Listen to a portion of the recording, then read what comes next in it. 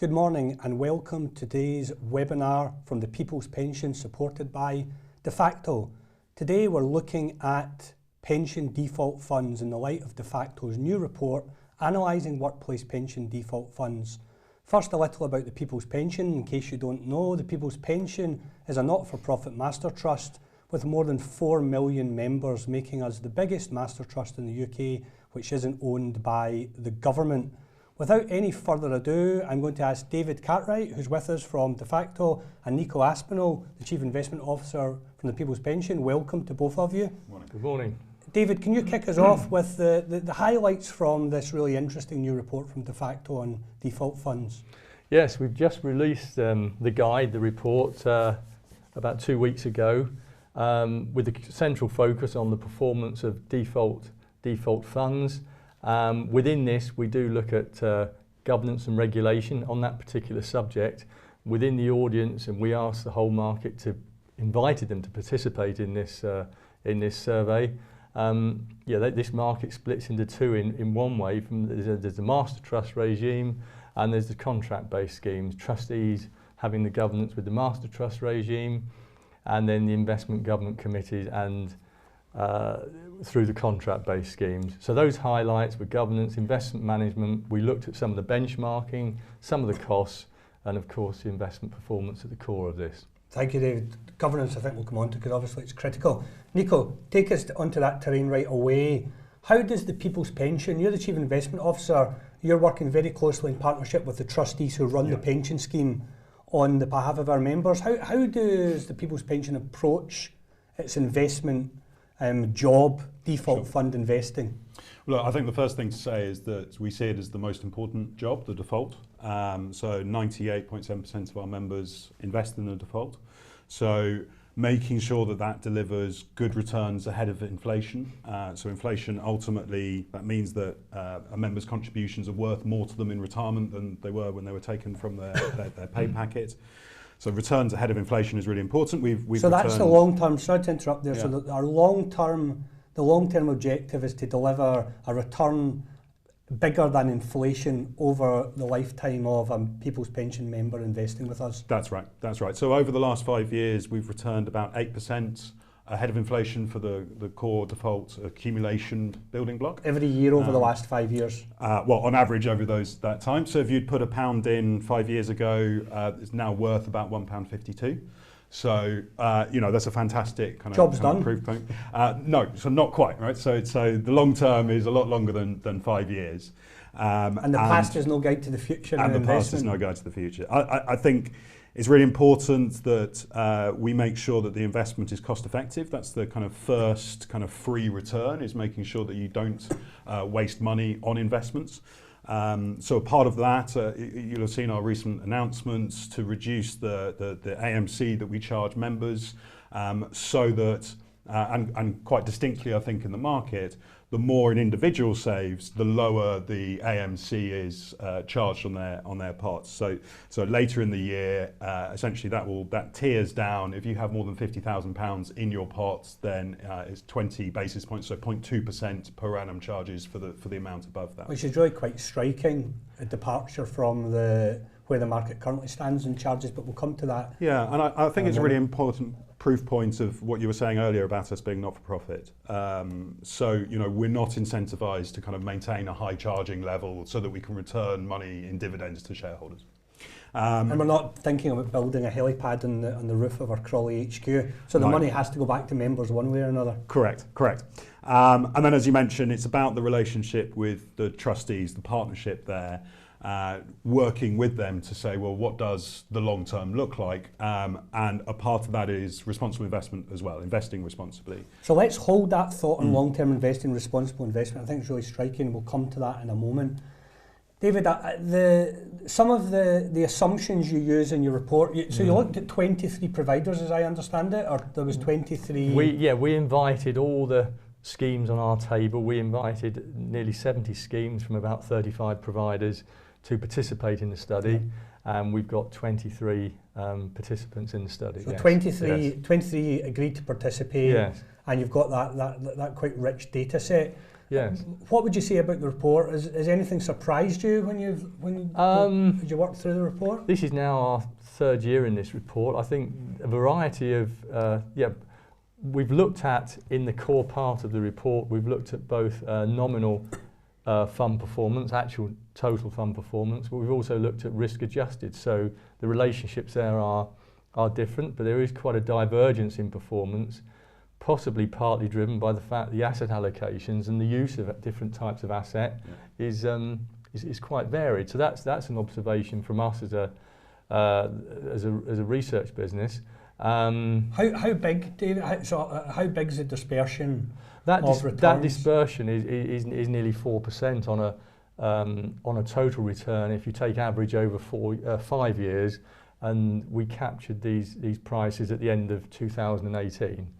So that would have been that point. So I guess from our findings, sorry, Graham, I was saying benchmarking differs in the market, and that may have an impact on total returns, because as Nico just alluded to, some are using inflation or CPI plus as a benchmark, others are using cash, or maybe the ABI mixed sectors, typically the sort of 40 to 85% where you've got a balance of assets. That 4% is a big range, right? But I think, and if you extrapolate that out to retirement, that's really the difference between kind of wealth and poverty in retirement. But I think it's also important that advisors kind of look a little bit under the hood of that and think about kind of what's going on in the asset allocation, but not to treat that as a snapshot, but to focus on the governance. Who's in charge of this? Who's looking after this? How is this evolving over time? Nico, the 4%, you said something really striking there, that's the difference extrapolated over the long term between, affluence and poverty in retirement. I mean, 4% a year over 40 years is going to make an enormous difference if we just use that as a measure, isn't it? Yeah, it really is. I mean, look, the compounding of that kind of gap, just means that you keep on falling behind, essentially. I think, to give this balance in our guide as well, I think, we have got the risk-adjusted figures based on Sharpe ratio, total volatility and Sortino. So that gives a bit of balance in the guide. And let's come to that, the risk-adjusted. But first, let's say a little more about asset allocation.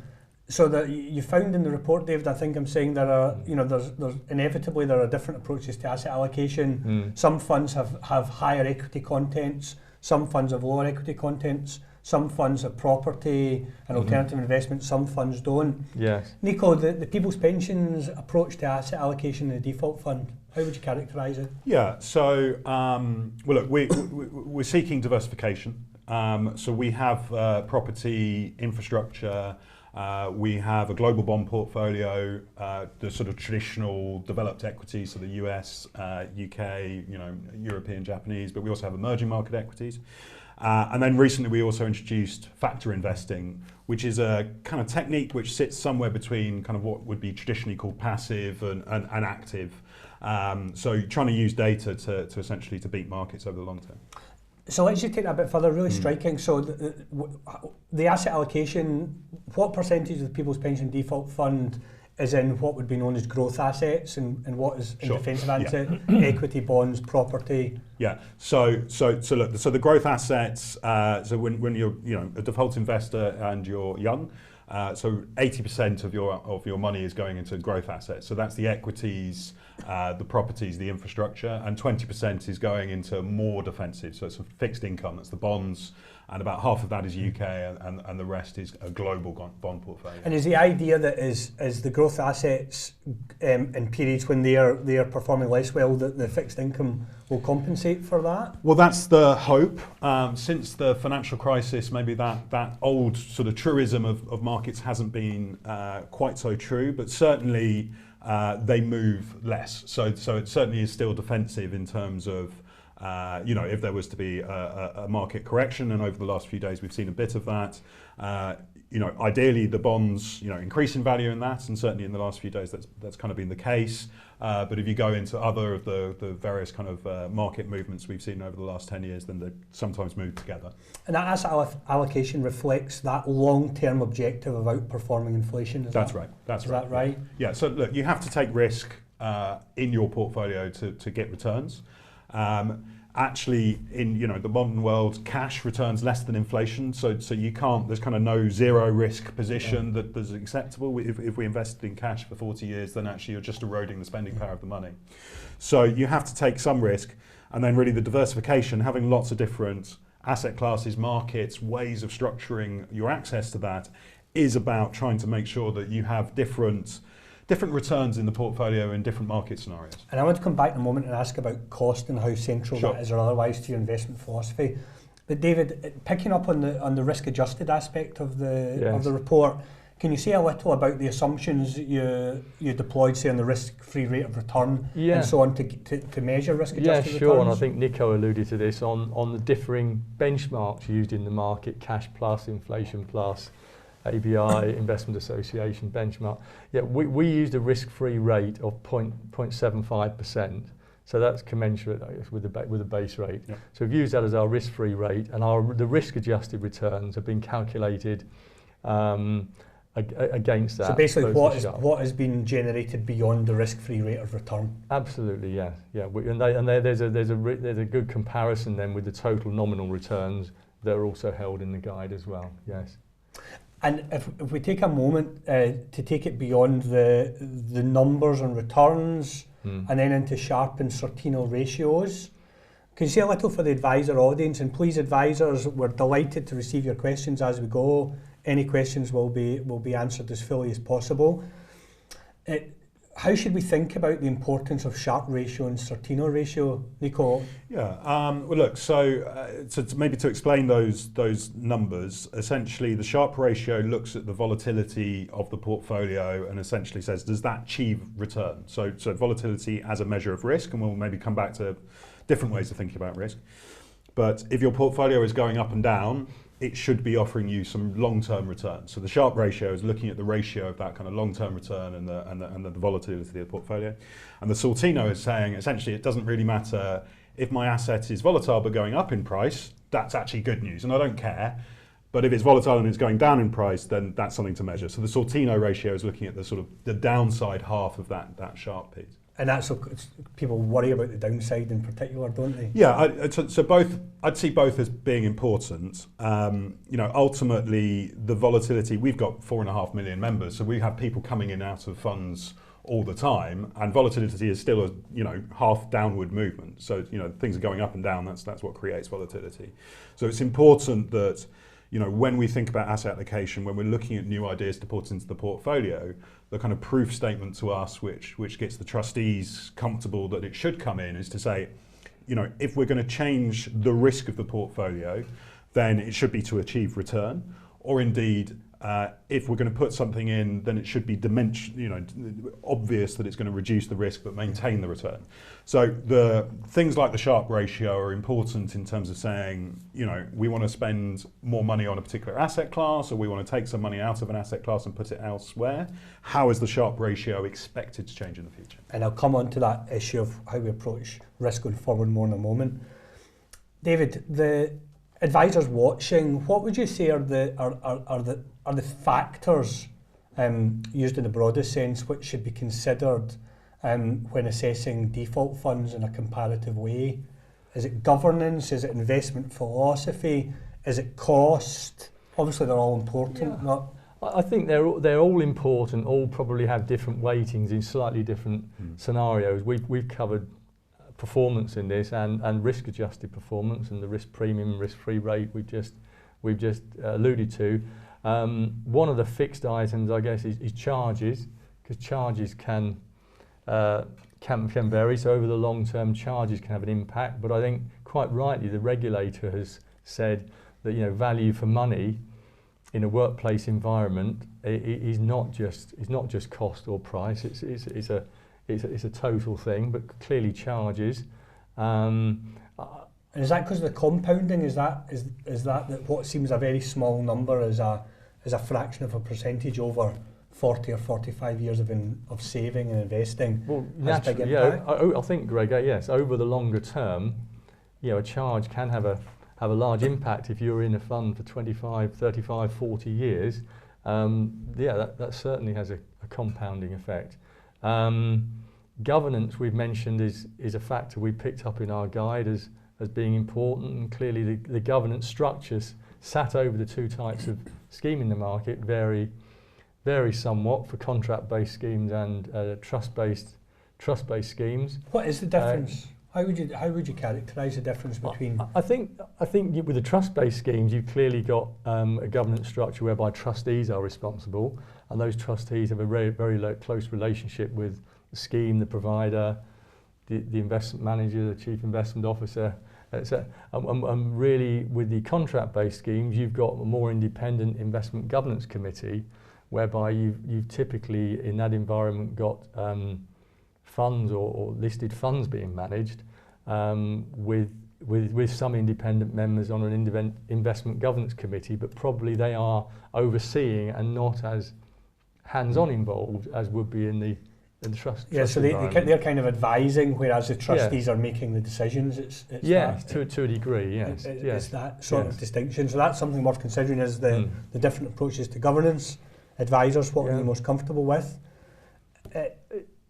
The other part was we covered part was sort of asset allocation, the approach to asset allocation, the use of active assets, actively managed assets, passive assets. We've captured that information in the guide as well, how that's employed. Yeah. So all of those factors contribute to the outcomes on risk-adjusted performance that we've captured in this year's guide. Thank you, David. So let's take that up, Nico. Yeah, I'll just come back to that sort of governance question, really, which is that it's important when you look at our current asset allocation, as that pie chart, to realise that is not going to be the same for the rest of all time, right? So my team working with the trustees, raise new ideas, looking at performance of different asset classes, looking at markets, trying to say, actually, how do we make sure that we're kind of keeping this up to date? And all trust-based schemes, I think, as an advisor, I'd be looking for a proof point which says, if I go back 4 years or longer, or, how has the asset allocation changed over time? And with us, you will see a large amount of difference, and we'll maybe come back to that. With the insurance-based schemes, first off, the IGC is not making decisions there, right? So they're reviewing rear-view mirror the decisions that were made by the provider. And you may well find, partly because of the sort of for-profit status and partly for the sort of governance reasons, that there's less incentive for them to change things over time. So, that's maybe slightly kind of a cruel way to put it, but if you look under the hood, you may well find that there's a multi-asset fund and there's a fund manager, a portfolio manager in charge of that, and things are changing. But that kind of top line, what does the pie chart look like for a member at a particular age? That may well not change or indeed never change. And how has our asset allocation changed in people's pension over the last few years? Sure. So, really the kind of big pieces that we achieved over the last year or so were to put in property, the multi-asset infrastructure fund, emerging market equities. We put in place diversified the bond fund, so it was very much a UK portfolio. It's now a global and UK portfolio. And then from December last year, we have been slowly building up over time a factor-based approach. So we're able to do that again in the trust-based environment because the overall benchmark, is a sort of guide. It's not actually the objective. The objective is to meet inflation or to beat inflation over the long term. So we're able to use contribution flows to build up a holding in a multi-factor approach over time. That saves transaction costs. Again, cost discipline. We don't want to just waste members' money selling stuff and buying stuff if we can just use contributions to change the pie chart over time. And that attitude to cost, how does your view of cost as a Chief Investment Officer affect your broader investment philosophy? How is it related to your broader investment philosophy? Well, look, I think it introduces. So I think the first thing is that the view on cost is let's not waste money, right? So this is our members' money. It's really important that we can justify any new costs that we're putting into the portfolio. So that's I think the first thing. The second bit is really to introduce a bit of cynicism around active management. So active management is a lot more expensive than passive management. That's a feature of scale. So generally you're making smaller kind of bets with an active manager, and potentially you're splitting those bets between lots of different active managers, and that kind of sheds your pot. You know, however big you are, we're £6.5 billion now. You're diluting your purchasing power in the market, you know, by going to multiple active managers. And of course, you're also potentially buying mechanisms where costs are less transparent. Let's put it that way. So active management has had a very poor run. You know, since the financial crisis, since 2008-9 or so, active managers have really struggled en masse to kind of beat markets. But we're also kind of concerned that they don't serve the needs of the client very well. They're expensive for no good reason.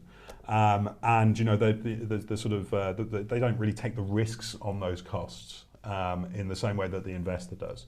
So we have a cynicism towards active management. I don't think we're saying that it's bad and that we would never do it, but we've got to do it at the right price in the right way. Very useful, and also the distinction, am I right in saying, between sometimes there's a blurriness between passive as an implementation tool, and of course the active asset allocation, which you and your team in partnership with the trustees are making. Yeah, so I would make a distinction between, I guess, a data-driven, what the market would normally call like a systematic approach, where we say, look, there's a computer that tells us what to invest in, and that constructs some sort of index, versus human discretion, where I've got analysts reading reports, people meeting the CEO, CFO to say how well are you doing. That's the active side.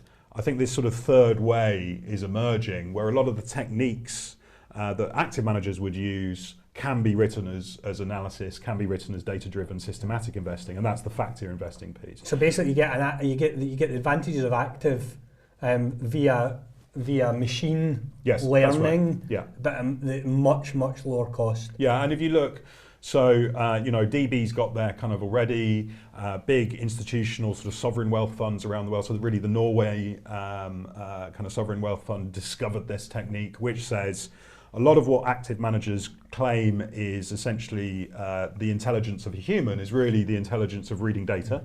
And actually we can take that data reading piece away from those humans and put it into a spreadsheet, and we'll get almost all of the returns captured.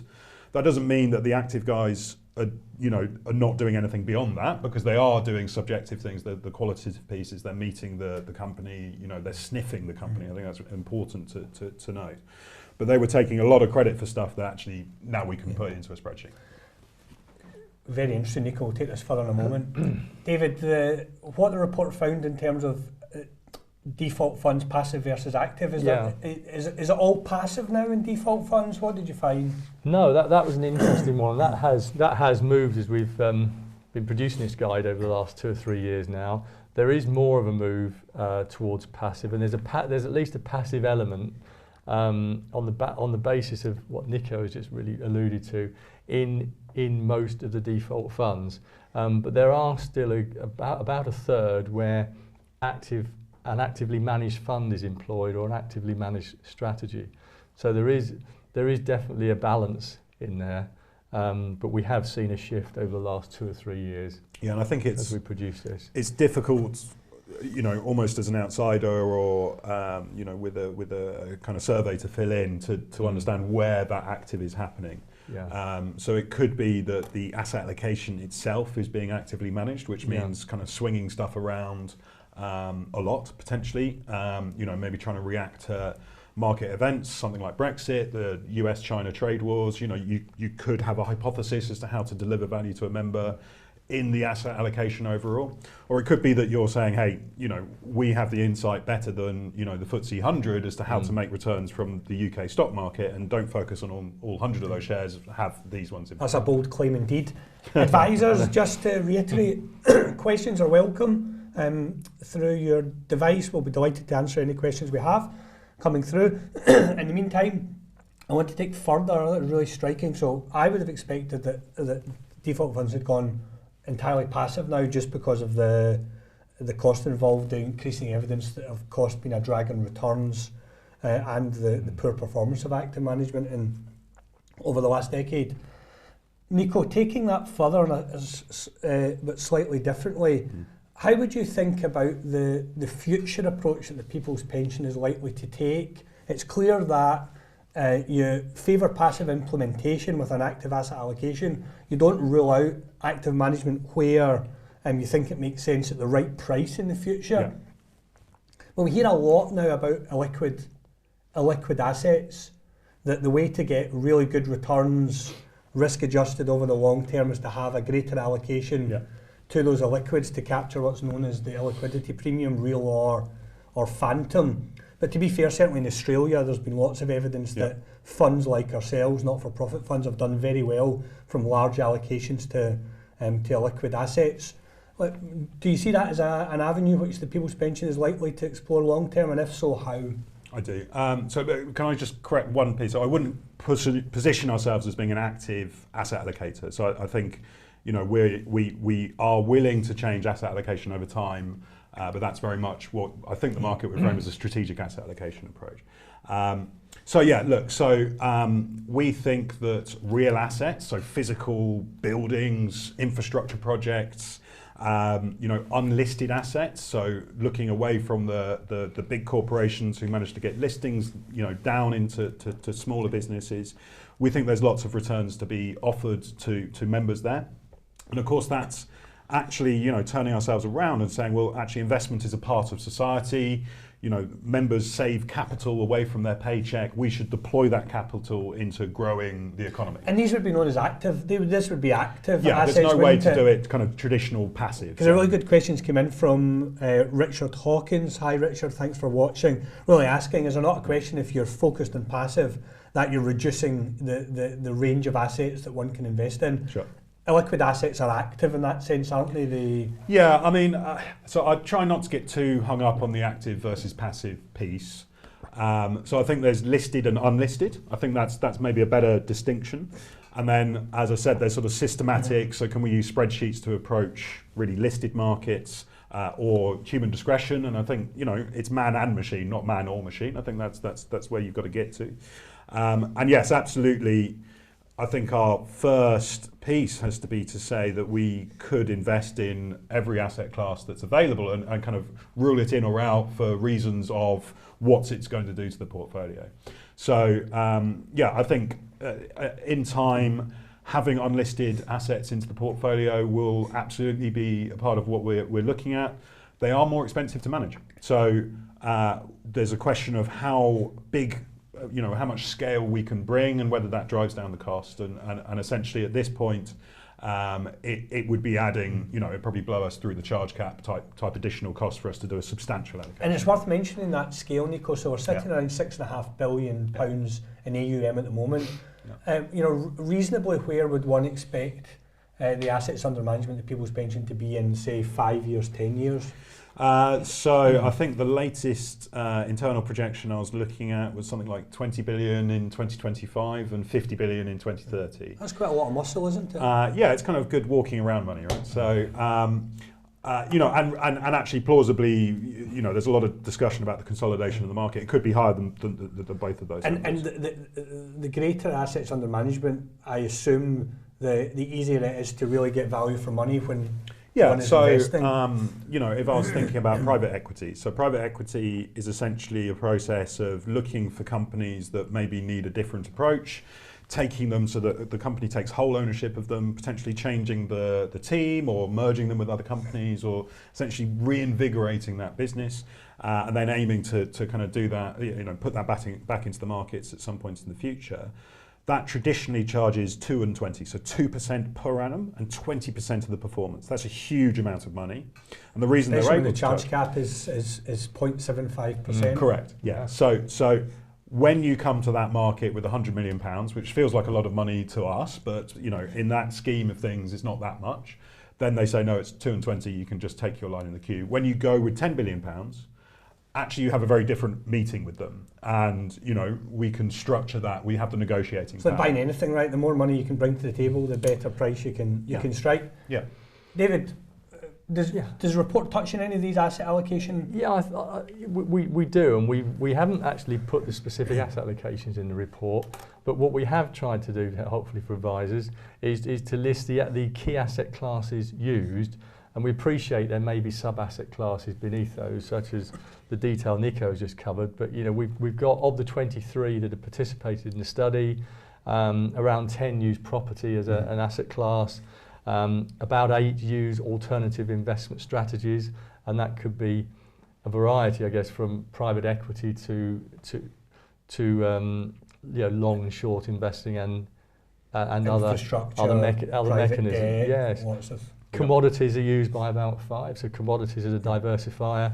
Cash is used as an asset class by some, and understandably fixed income is used by 18 of the 23, with the equity class used across the board. So it's quite interesting for us capturing this information that there is quite a variety of strategies used for asset allocation against what we've classified as this mid-growth phase. Very striking. You mentioned there, David, commodities, which brings me on to an issue I think we need to discuss in some detail, which is the way in which pension funds are approaching these growing issues of responsible investing, sustainability, climate change, environmental, social and governance approaches, ESGs, it's known more broadly. Commodities, Nico, is that something we invest in or are likely to invest in, and if so, why? If not, why not? Yeah, so it's not something we do at the moment.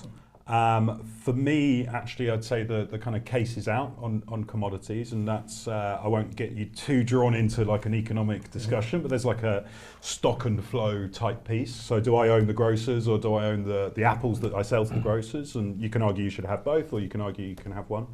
I think commodities is a really difficult asset class because basically they're synthetic. So no one ever has oil tanks like hidden in the background, right? No one has a safe with gold in. They have derivatives based on those assets, which means that you're not actually investing fundamentally in the commodity, you're investing in the movement of the price of the commodity. So there's various ways to do it still. So you could invest in the company that mines the ore or the company that kind of pumps the oil, and we will do that. So if you look in our portfolio, essentially, those kind of mining companies, commodities companies are in there. But kind of calling it out as a separate asset class it is not something we do at this point. And very striking, that takes us into that broader issue of responsible investing. Yeah. So how would you characterise the People's Pension's current approach, and where you in partnership with the trustees want to take our approach in the long term? And I guess, is it right to frame it as it's about long-term investment, it's about stewardship, it's about sustainability? What does that mean to you as the CIO of the People's Pension? Well, look, I think, personally, I think it's vital that we kind of break the link between a very short-term, news-driven kind of view of investing, with people with Bloomberg tickers, showing us movements of prices all the time, to think ahead and say, well, we've got to do this job over 40, 50, 60 years. What does the economy look like then? So responsible investing is part of a data set which can help us analyse that. So I think the first thing to say is this is not ethics. So we're not here to make investments that make us feel good about stuff. We're here to make money for members. So, the core example would be climate change. The International Panel on Climate Change in the UK, the Committee for Climate Change, the government, both parties have had governments which have accepted the climate change sort of facts. Climate change is a reality. We know it's happening. Yeah. What is our job as a pension fund with that long-term view? Would a way to put it be, there's not much point in getting great returns if they're in assets which choke the planet, because your members aren't there to benefit from them? I put it slightly differently, which is that, so I might get great returns from an asset class for 5 years and then it's valueless. So if I have a coal mine, that can be super profitable. I can make 20% dividends on that coal mine for 3 years, but then I find that I've lost £10 billion because that coal mine no longer has any clients. So actually, if you think in 10 years hence, and I think that would be a big criticism actually of our industry, if you think out 10 years, then really this country, we did a week and a half basically without coal in this country the other day. The National Grid was kind of tweeting about that. We don't think thermal coal has a long-term future. So getting the data, finding ways to say, well, what of these data points do we think will not be a part of that economy? That's the approach we'll be looking at for ESG. So ESG is environmental, social, governance. So there's a whole kind of slew of different issues. It's not just climate change. It could be, hey, if you don't pay your workforce appropriately, then you won't have customers for your products. If you neglect shareholders in the way that you approach your business, then you'll find that the shareholder voice, which can be very helpful for a company to access, is lost, and it means that the company goes off into a world which... And this is where the social and the governance comes in alongside the, the environmental. Yeah. David, are you seeing a trend? Is there any sign of this happening more broadly in the default fund space? There is a trend, and it's a sort of declared trend over the last 2 years. We've covered part of this in the guide on what the declared strategy from the managers and providers in the ESG environment, and probably going back only about 2 years, it would have been a small handful who would have come back to us and actually declared a strategy for environmental, social and governance. Whereas now, if we look at the report, most managers, most providers have come back with some form of statement. Some have gone further than others. Some have actually said, well, actually, we nominally allocate an ESG rating to the fund managers that we assess.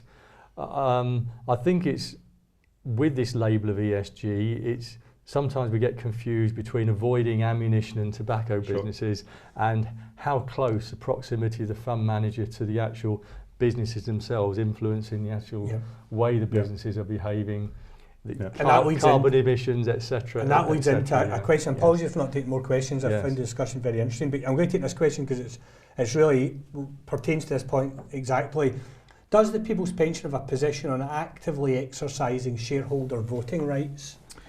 So we do. So essentially, we invest through State Street. So all of our money goes through the State Street Life Company. So that at this point means that they actually hold those votes. And what we do is sit down with them, and we did our meeting just the other day to say, so what themes should you be engaging with companies on? How should you be voting on key issues?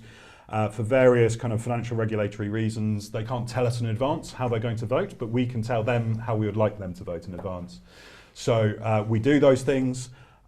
Over time, I think you'll see us bring the securities, bring the shares out of those life company portfolios into segregated accounts, which means that the trust themselves owns them, and then we will appoint someone to go and vote for those on those. So the People's Pension trustee will have a voting card at AGMs going forward, exercising directly. Yeah, and engaging. So it's not just voting. You know, voting. There has to be essentially something to vote on. Right, so there's how do you engage with the other shareholders to make sure that the votes are on the right issues, and there's been a lot of the kind of responsible investment work has been on that. So topics like proxy votes, topics like getting the right shareholder resolutions on the incentives for management. Though all of those topics require collaboration on the institutional investment side. But then also sitting down with the CEOs of the companies and engaging and sitting down and saying, look, these are the kind of things we like about you. These are the things that we dislike about you. Ultimately, if you persist in doing the things we dislike, then because of our ESG process, we will see you as being someone who's going to lose the value of our members. And actually, that's something that we should take our money away from. So we're not quite there yet. We've got some evolution to kind of come there, but we've got definite plans to go in that direction. Very interesting. We've got 5 or 6 minutes left. I wanted to just take us somewhere a bit different but related, of course. Members, you know, the growth of default funds has been related, you know, very closely to the rise of auto-enrolment. So we now have 10 million people using the auto-enrolment. 99% of those are in the default fund, give or take, you know, a handful of people. What do we think members want from their pension default fund? Where do you want to go first? I'll take initially, Greg. I guess where this comes from is that there's not a default option. Many parts of the population, I need 10 million people have enrolled into auto-enrolment consciously, and it looks like it's been positively embraced. And then the other decision is where do you invest your money, and the default proposition is there to provide a suitable home for long-term investment.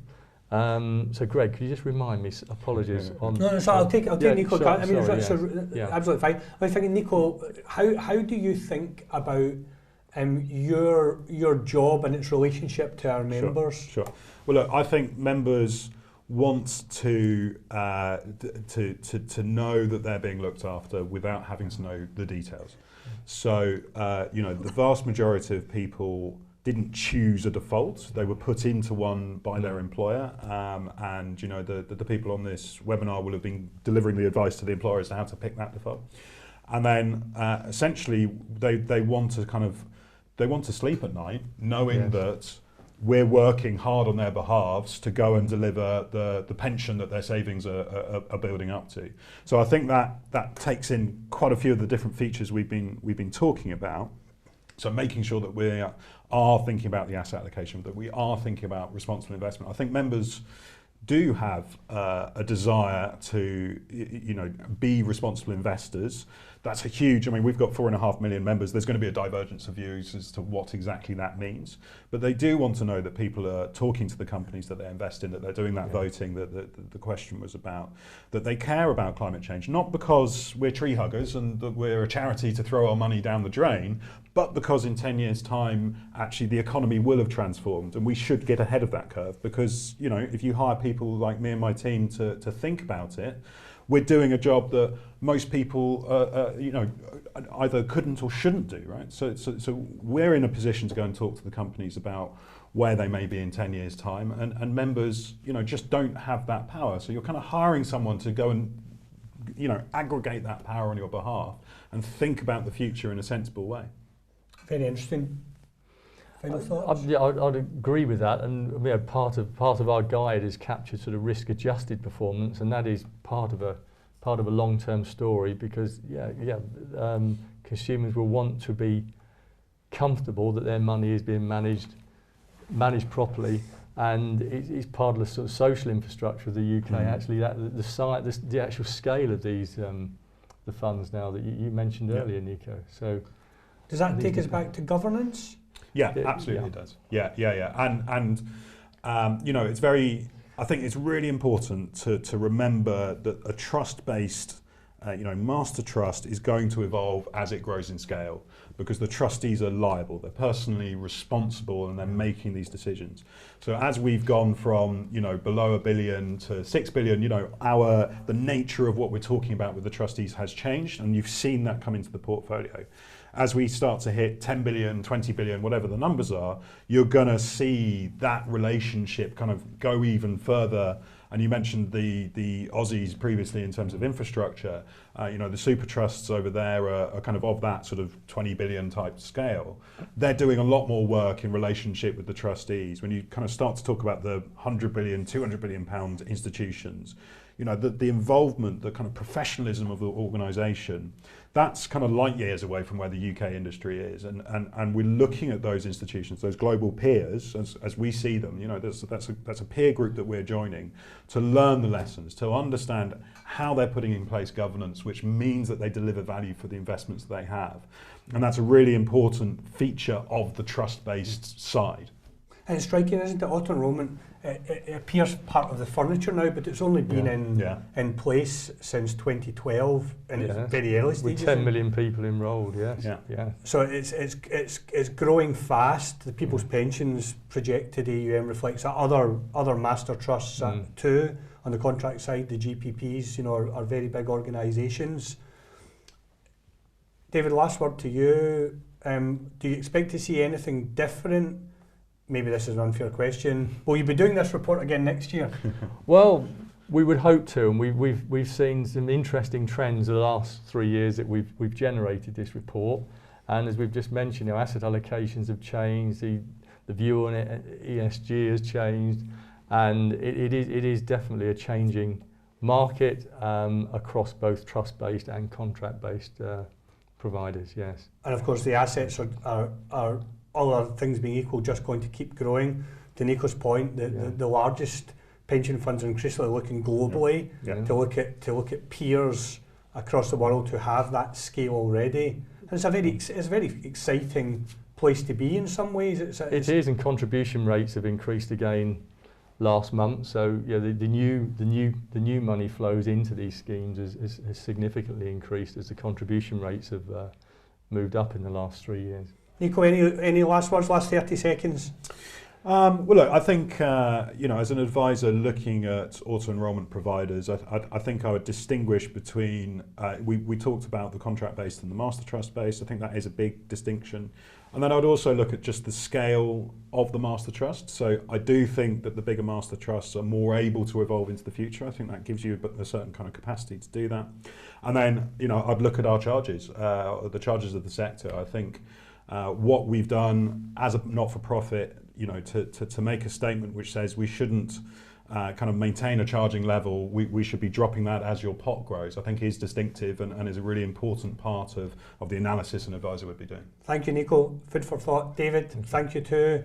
Thank you to all those watching today. I've certainly enjoyed it. I hope you found it interesting, and goodbye.